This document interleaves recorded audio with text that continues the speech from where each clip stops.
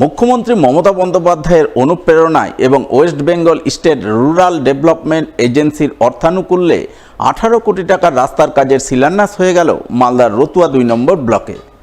রবিবার রতুয়া 2 নম্বর ব্লকের মাগুরা এলাকায় রাস্তার কাজের আনুষ্ঠানিক শিলান্যাস করেন মালতীপুরের বিধায়ক আব্দুর রহিম বক্সী। এছাড়া উপস্থিত ছিলেন জেলা পরিষদের সদস্য শামসুল হক, বিশিষ্ট সমাজসেবী সুব্রত কর্মকার, শ্রীপুর 2 নম্বর গ্রাম পঞ্চায়েত প্রধান আনিকুল হক, শ্রীপুর 1 নম্বর গ্রাম পঞ্চায়েত প্রধানের প্রতিনিধি সাইদুর রহমান সহ অন্যান্যরা। জানা গেছে, রতুয়া 2 নম্বর ব্লকের পীরগঞ্জ বাসস্ট্যান্ড থেকে চন্দ্রপাড়া গ্রাম পঞ্চায়েতের ভবানীপুর পর্যন্ত প্রায় 33 কিলোমিটার রাস্তা রয়েছে। সেই রাস্তাটি দীর্ঘদিন বেহাল অবস্থায় ছিল। এলাকাবাসী বারংবার রাস্তা সংস্কারের দাবি জানিয়ে আসছিলেন। সেই দাবিকে মান্যতা দিয়ে West Bengal state rural development agency মোট 18 লক্ষ টাকা বরাদ্দ করে।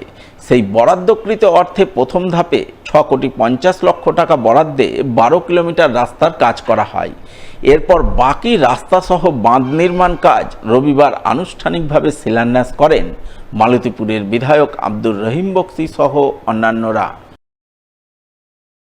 আমাদের আজকে খুব আনন্দের দিন যে আমাদের বাঁধের যে রাস্তা একবার পীরগঞ্জ থেকে শুরু করে মহানন্দা হোল্ড হয়ে রানীনগর হয়ে মাগুরা হয়ে চন্দ্রপাড়া আমার বিধানসভার লাস্ট মাথা ভবানীপুর পর্যন্ত এই বিস্তীর্ণ প্রায় 33 কিলোমিটার রাস্তা খুবই খারাপ ছিল।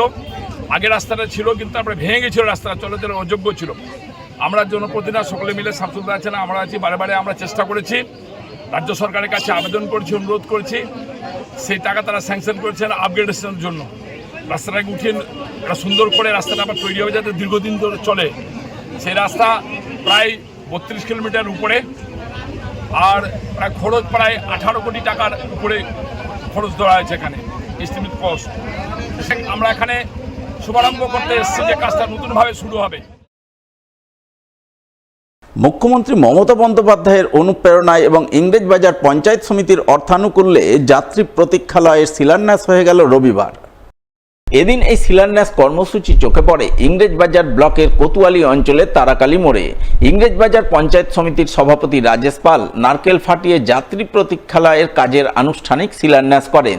তিনি ছাড়া উপস্থিত ছিলেন কোতোয়ালি অঞ্চলের উপপ্রধান প্রসেনজিৎ দাস সহ অন্যান্যরা।